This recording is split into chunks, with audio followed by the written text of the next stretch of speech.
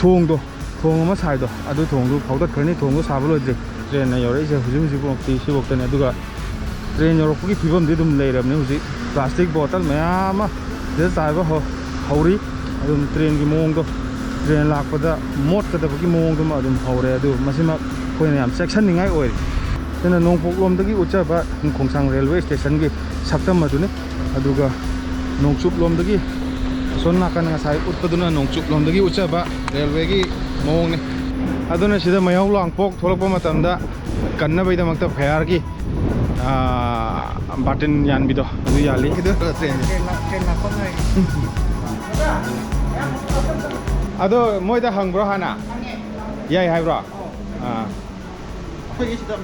Asumna exploring Manipur gi khongchat loising punna railway station asi yoksin laba matung numidang wai gi matam yoksin lai Imphal jiribam lambi kanna semliba maramna upul ka hena thokpa lambi oibana lambi aduda Imphal yoksin la roshi makhata na Rengpang lomda chatlaga Rengpang dagi khopum maikai romda laklaga Bisnupur tarak lasi haina warep naraga lakpana irang thong yoksin lai thong adumaktada korong numit mamsin lai Ipan panthadana Bisnupur gidamak chatmin nariba khoi punna khopum maikai pangna lae irang turel na barak turenda itindri ngaida chenthariba irang turel gi masak aduki matik phajahawe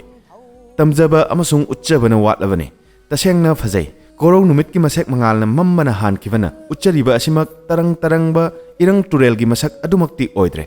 makha taba khongchat singda miyamga punna chatminnabagi wakhal thamjari pumnamakbo thagutchari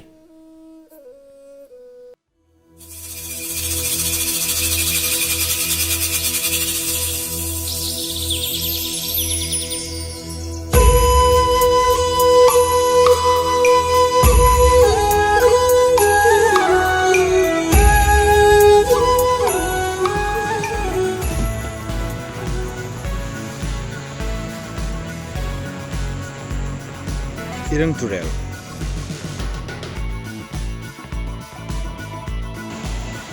Erang Rail gel hane gi thong anoba thong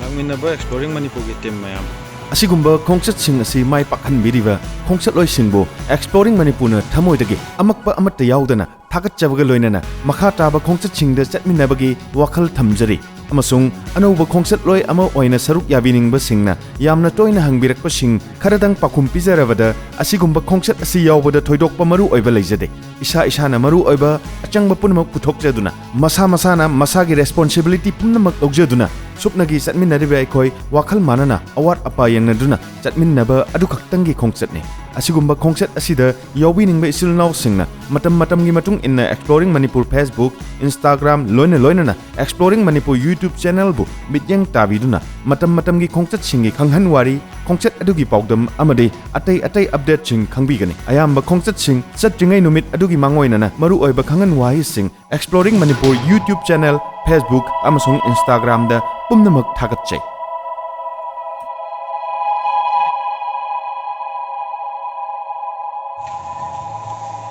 bro mathangi trip yawi hidro na trana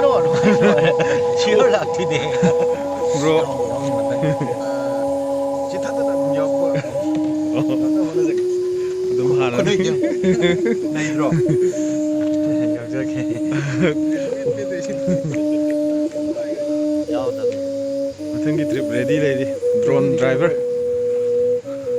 drone pai kre somda sakini Wali experience le ya mina dum yara ase wari do khata ba matung ta ba dum yaw ban ngasi gi upun mayam je upun ngak ta ngai re masimak kopum lambi gi irang turel gi mathak ta saba turel yam phajabi irang turel gi mathak ta saba thong